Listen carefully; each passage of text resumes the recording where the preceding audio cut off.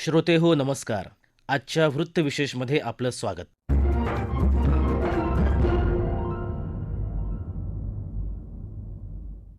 श्रोते हो, केंद्रीय अर्थमंत्री निर्मला सीतारामन यांनी 1 फेब्रुवारीला संसदेमध्ये 2026-27 या आर्थिक वर्षासाठीचा केंद्रीय अर्थसंकल्प सादर केला.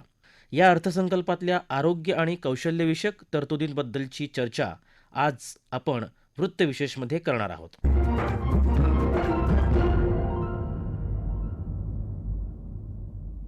श्रोते हो, यंदाच्या केंद्रीय अर्थसंकल्पात आरोग्य क्षेत्रासाठी प्रथमच 1 लाख कोटींचा टप्पा ओलांडणारी तरतूद केली गेली आहे. या तरतुदीमधून प्राथमिक आरोग्य सेवा, उपचार, सुलभता आणि वैद्यकीय संशोधनावर विशेष भर देण्यात आलाय. बायोफार्मा शक्ती या नव्या उपक्रमाअंतर्गत 10,000 कोटींची गुंतवणूक करून भारताला औषध निर्मितीचं जागतिक केंद्र बनवण्याचा आराखडा सरकारनं मांडला आहे.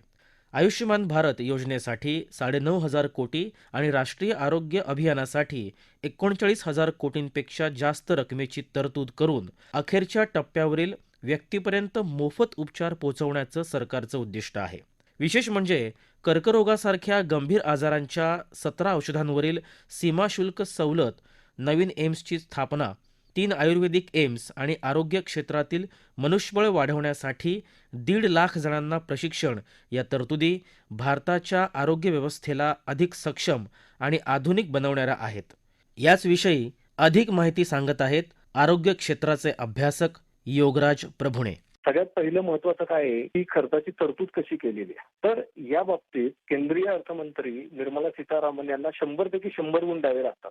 कारण या अर्थसंकल्पामध्ये त्यांनी 1 लाख कोटी रुपयांपेक्षा जास्त निधीची तरतूद फक्त आरोग्यासाठी केलेली आहे. आणि अशा 1 लाख कोटी रुपयाची तरतूद करणाऱ्या त्या देशाच्या पहिल्या अर्थमंत्री ठरल्या आहेत. हा सगळ्यात महत्वाचा भाग आपल्याला याच्याकडे बघावा लागेल. कारण काय होतं की आतापर्यंतचं जे बजेट होतं ते कधीच देशाचं बजेट इतक्या मोठ्या प्रमाणामध्ये आरोग्यासाठी इन्व्हेस्ट केलेलं नव्हतं. ते पहिल्यांदाच अशा प्रकारचं इन्व्हेस्ट केल्यामुळे 12 वर्षातल्या तुलनेमध्ये 174% त्यात वाढ झाली आहे. हा भाग सगळ्यात महत्वाचा ठरतो. आता दुसरा जो त्यातला भाग आहे की घोषणा, याच्याकडे जर आपण बघितलं तर सगळ्यात महत्वाचा भाग येतो तो म्हणजे मानसिक आजारासाठी त्यांनी ज्या तरतुदी केलेल्या आहेत त्या खूप महत्वाच्या आहेत. कारण हे आजार हे आत्ताचं संकट नाहीये, हे भविष्यामधलं सगळ्यात मोठं संकट आहे. ज्याप्रमाणे आपण आता स्क्रीन टाइमवर वेळ घालवतो आहे, ज्याप्रमाणे आपण ताणतणावामध्ये आयुष्य जगत आहोत, अस्थैर्य आहे, ह्या सगळ्याचा प्रत्यक्ष अप्रत्यक्ष परिणाम आपल्या आरोग्यावर होतोय. आणि हे आरोग्य, मानसिक आरोग्य ढासळत असताना त्याला सावरण्यासाठीचं जे काही बळ आहे त्याची तरतूद ही या अर्थसंकल्पामध्ये केलेली आहे. म्हणजे नेमकं काय केलंय तर निमान सारख्या ज्या संस्था आहेत त्याचे जाळं उत्तर भारतामध्ये विस्तारण्याचं काम या अर्थसंकल्पामध्ये केलेलं आहे. दुसरा सगळ्यात महत्वाचा जो भाग आहे तो म्हणजे कर्करोग. आपली जीवनशैली बदलली आहे, चुकीचा आहार आपण घेतोय, ताणतणाव आहेत आणि पर्यावरणामध्ये प्रचंड वेगानं बदल होतोय. या सगळ्याचा परिणाम आपल्या शरीरावर होताना दिसतोय आणि दुर्दैवानं कर्करोग वाढतोय. ह्या कर्करोगाचा उपचार सामान्य माणसाच्या आवाक्याबाहेर गेलेला आहे. हे जर उपचार कंट्रोल करायचे असतील, त्याचा खर्च नियंत्रित करायचा असेल तर आपल्याला औषधं महत्वाची आहेत. त्याच्यावरचं आयात शुल्क कमी केलं तर पर्यायाने या उपचारांचा जो खर्च आहे तो कमी होतो. म्हणून या बजेटमध्ये अर्थमंत्र्यांनी कर्करोगावरील 17 औषधांच्या किमतीवरील आयात शुल्क माफ केलेलं आहे. त्याचा परिणाम असा होणार आहे की कर्करोग हा सामान्य लोकांच्या आता उपचारासाठी आवाक्यात येण्याची शक्यता जास्त प्रमाणामध्ये वाढलेली आहे. तिसरा जो महत्वाचा भाग आहे तो म्हणजे आहे बायोफार्माचा. बायोफार्मा शक्ती केलेली आहे. त्याच्यामुळे काय झालेलं आहे की 10,000 कोटी रुपयाची तरतूद त्याच्यामध्ये केलेली आहे. औषध हा सगळ्यात मोठा भाग असतो. तुम्ही जर दवाखान्यामध्ये उपचारासाठी गेला तर त्यातला बहुतांश भाग हा औषधाच्या खर्चाचा असतो. ही औषधाची गुणवत्ता आणि ह्या औषधांची निर्मिती याला बळ देण्यासाठी आता मध्ये मोठ्या प्रमाणामध्ये तरतुदी केलेल्या आहेत. त्याच्यासाठी त्या 3 नव्या संस्था स्थापन करण्याची घोषणा याच्यामध्ये केलेली आहे. यातून काय होणार आहे की औषधाची गुणवत्ता वाढेल, औषधाचा दर्जा वाढेल, औषधाचं उत्पादन वाढेल आणि औषधं निर्यात करू शकेल इथपर्यंत भारत याच्यामध्ये पुढे जाईल.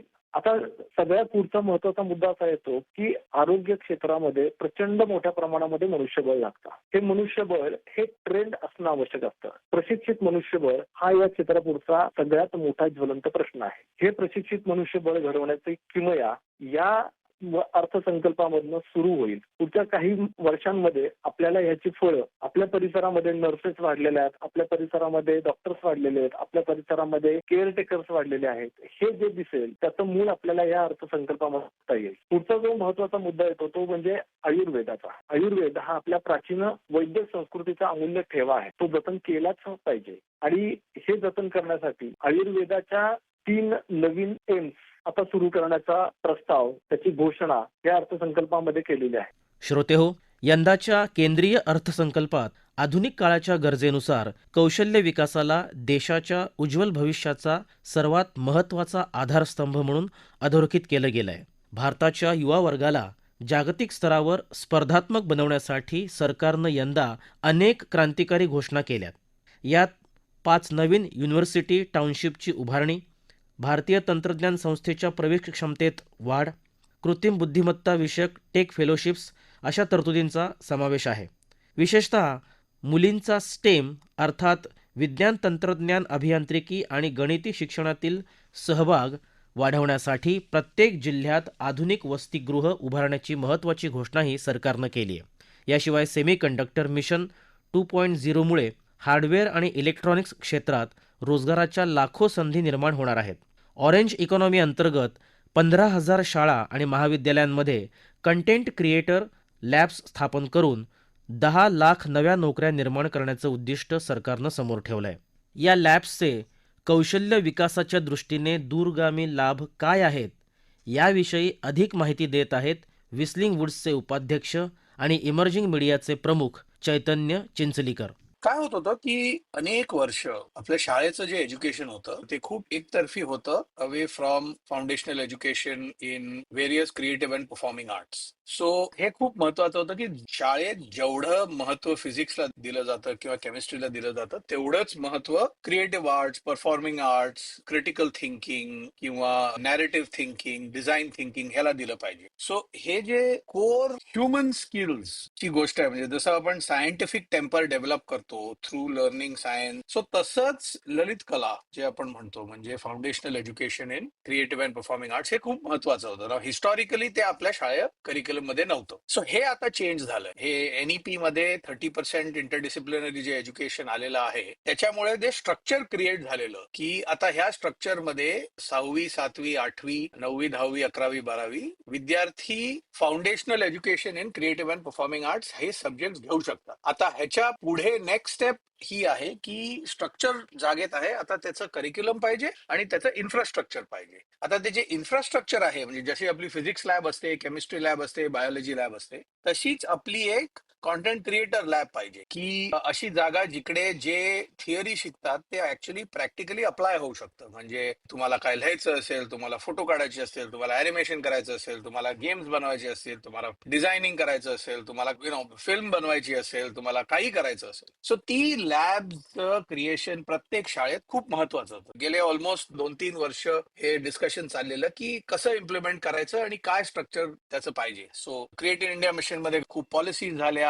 2022 मध्ये एव्हीजीसी एक्सआर पॉलिसी आली, त्याच्यातलं एक रेकमेंडेशन होतं. तर ते फायनली आता ते स्ट्रक्चर समजून टू स्केल इम्प्लिमेंट करायचं सरकारने ठरवलंय. हे उत्कृष्ट गोष्ट आहे. ह्यानी काय होतं की पेरेंट्स आणि स्टुडंट्सना पहिली गोष्ट हे जाणून येतं की हे रिअल एज्युकेशन आहे, हे एक्स्ट्रा करिक्युलर नाही आहे, हे एवढंच करिक्युलर आहे जसं कुठलेही दुसरे सब्जेक्ट्स आहेत. राईट. तो ती एक गोष्ट आहे. कारण काय होतं की जेव्हा तुम्ही एका कुठल्या पर्टिक्युलर गोष्टीला एक्स्ट्रा करिक्युलर म्हणता आणि स्कूल शाळा ही अथॉरिटी असते अबाउट एज्युकेशन, सो त्या इंडस्ट्रीला पेरेंट्स आणि स्टुडंट्सच्या मनात त्याची डिग्निटी जाते, त्याचं इम्पॉर्टन्स जातं. सो हे रिस्टोर करायसाठी ही एक खूप मोठी स्टेप आहे. आता next step to this is obviously the curriculum for this which is also in progress. So ह्या दोन्ही गोष्टी ज्या झालेल्या आहेत म्हणजे जे एनईपीचं स्ट्रक्चर आहे आणि हे इन्फ्रास्ट्रक्चर जे क्रिएट झालं आहे with content creator labs in schools and colleges, when this is married with the right curriculum for 6th, 7th, 8th,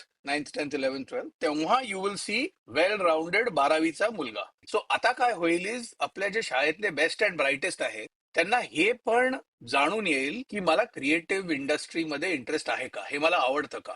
so ह्या गोष्टी सेटअप करायसाठी स्टुडंट्सना त्याच्यात इंटरेस्ट आला पाहिजे, त्यांना ते कळलं पाहिजे. So this is the second thing की हे खूप महत्वाचं काइंड ऑफ रोल प्ले करेल. आणि तिसरी गोष्ट की आता काय होतं की बिकॉज 12वीतली मुलं हायर एज्युकेशन मध्ये येतात without any knowledge of creative arts किंवा परफॉर्मिंग आर्ट्स, तेव्हा हायर एज्युकेशन मध्ये आमचं जे करिक्युलम असतं त्याच्यात आम्हाला अडिशनल टीचिंग करायला लागतं, जे टेक्निकली हायर अँड टेक्निकल एज्युकेशनच्या पातळीवर नाही केलं पाहिजे, हे शाळेत झालं पाहिजे, हे आम्हाला करायला लागतं. सो ह्या अगदी बेसिक गोष्टी आमच्या हायर अँड टेक्निकल एज्युकेशनच्या करिक्युलम मधनं बाहेर पडतील, तर आम्हाला जास्ती वेळ मिळेल टू ऍक्च्युली एका कुठल्या विषयात खोल जायला. सो हे तिसरं खूप मोठं बेनिफिट होणार आहे. सो 3 मॅसिव्ह बेनिफिट्स आहेत या पॉलिसीचे. Is extremely welcome. श्रोतेहो, अर्थसंकल्पातील ही महत्त्वाकांक्षी घोषणा प्रत्यक्षात अंमलात आणण्यासाठी मुंबईतील भारतीय सर्जनशील तंत्रज्ञान संस्था म्हणजेच IICT देखील सज्ज झाली आहे. त्यासाठीचं संस्थेचं नियोजन कसं असेल याविषयी अधिक माहिती सांगत आहेत IICTचे मुख्य कार्यकारी अधिकारी डॉक्टर विश्वास देवस्कर. आता आपल्याला एक आता जे परवाच्या बातमी मी तुम्हाला म्हणजे पूर्ण अॅनिमेशन आणि व्हिज्युअल इफेक्ट्सच्या जे इंडस्ट्री आहे त्याच्यामध्ये खळबळ झालेली आहे. कारण गव्हर्नमेंटनी आपल्या बजेटमध्ये एक सेपरेट हेडमध्ये IICTला एक बजेट दिलेलं आहे की 15,000 शाळांमध्ये आपण सॉफ्टवेअर लॅब जसे असतात तसेच लॅब्स AVGC साठी असले पाहिजे आणि 500 युनिव्हर्सिटीजमध्ये हे कसे असले पाहिजे, लॅब का असले पाहिजे त्याच्यावरती जोर दिला. याच्याबद्दल तर तुम्हाला ऑलरेडी माहित आहे. आता जो संकल्प गव्हर्नमेंट ऑफ इंडियाने घेतला आहे त्याच्यामध्ये म्हणणं असं आहे या बजेटला आपण घेऊन प्रत्येक शाळेमध्ये एक एक लॅब उघडायचा. आता त्या लॅबनी काय फायदा होतो हे तुम्हाला ऑलरेडी सांगितलं आहे. मी तुम्हाला सांगतो आहे की याचा आता टप्पा कसा. आता टप्पा असा होईल की आम्ही शाळेमधनं आता इव्हॅल्युएशन करून बघू की कोणत्या शाळेमध्ये याच्यामध्ये इंटरेस्ट काय लेवलचा आहे आणि कसा आहे. त्याप्रमाणेच एक प्लॅनिंग चालू आहे. त्या प्लॅनिंग मध्ये आपण वेगळ्या वेगळ्या डिस्ट्रिक्टमध्ये जाऊन तिथले जे डिस्ट्रिक्ट एज्युकेशन ऑफिसर्स असतात, बाकी लोक असतात, त्यांच्याकडनं आपण इनपुट घेऊन आणि मग शाळेमध्ये एक एक लॅब आपण उघडणार. प्रत्येक लॅबसाठी एक इक्विपमेंटची जरूरत असते. म्हणजे एक वेगळ्या प्रकारचं कम्प्युटर आणि वेगळ्या प्रकारचं सेटिंग करावं लागतं आणि सॉफ्टवेअर टाकायला लागतात ज्याला खर्च असतो आणि तो खर्च आता गव्हर्नमेंट ऑफ इंडिया करते. त्यामुळे आपल्याला तो फायदा नक्की घ्यायला पाहिजे. आपल्या मुलांना आपण शिकवायला पाहिजे की अॅनिमेशन, व्हिज्युअल इफेक्ट्स, XR मध्ये कसं प्राधान्य कसं आणायचं. आता या पहिल्या टप्प्यामध्ये तर आम्ही डिस्ट्रिक्टला कनेक्ट करू, दुसऱ्या टप्प्यामध्ये आम्ही शाळेपर्यंत पोहोचू, तिसऱ्या टप्प्यामध्ये आम्ही इक्विपमेंट तिथे आणू आणि चौथ्या टप्प्यामध्ये IICT तिथले जे टीचर्स असतात त्यांना पण आम्ही ट्रेन करू, प्लस मुलांना ट्रेन करायचं. आपण एक पूर्ण एक सायकल बनवू. याच्यासाठी जो बजेटरी अलॉटमेंट आहे फायनल स्टेजमध्ये आलेलं आहे. आता आपण त्याला नीट अलाइनमेंट करून त्याच्यावरती एक प्लॅन ऑफ ऍक्शन म्हणतात तसं प्लॅन ऑफ ऍक्शन करतोय. तो प्लॅन ऑफ ऍक्शन केल्यानंतर आपण त्याला डिस्ट्रीब्यूट कसं करायचं, कोणत्या डिस्ट्रिक्टमध्ये किती शाळांना आपण हँडल करायचं आणि पूर्ण हिंदुस्थानामध्ये 15,000 शाळांवरती कसं आपण त्याचं पूर्ण नेटवर्क वाढवायचं आणि national centre of excellence IICT जे मुंबईत आहे ते त्या पूर्ण शाळेचं पूर्ण नेटवर्क हे कंट्रोल आपण करू त्याच्या. श्रोतेहो, एकूणच हा अर्थसंकल्प म्हणजे सुदृढ आरोग्य आणि सक्षम युवा शक्तीच्या बळावर विकसित भारताचं स्वप्न साकार करण्याच्या दिशेने टाकलेलं एक आश्वासक पाऊल ठरलं आहे.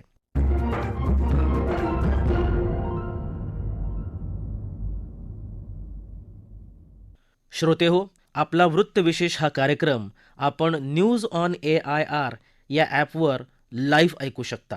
यासोबतच आमच्या मुंबई एअर न्यूज या यूट्यूब वाहिनीवर तसंच आकाशवाणी मराठी बातम्या या पॉडकास्ट चॅनलवर देखील या कार्यक्रमाचं ध्वनिमुद्रण आपल्याला कधीही ऐकता येईल. याबरोबरच आजचा वृत्तविशेष हा कार्यक्रम संपला. हा कार्यक्रम आकाशवाणी मुंबईच्या प्रादेशिक वृत्त विभागानं सादर केला. सादरकर्त्या आणि संपादन भावना गोखले, निर्मिती गुरुनाथ तेरवणकर, लेखन आणि समन्वय सोनाली मंचेकर आणि निवेदन अभय धुमाळ.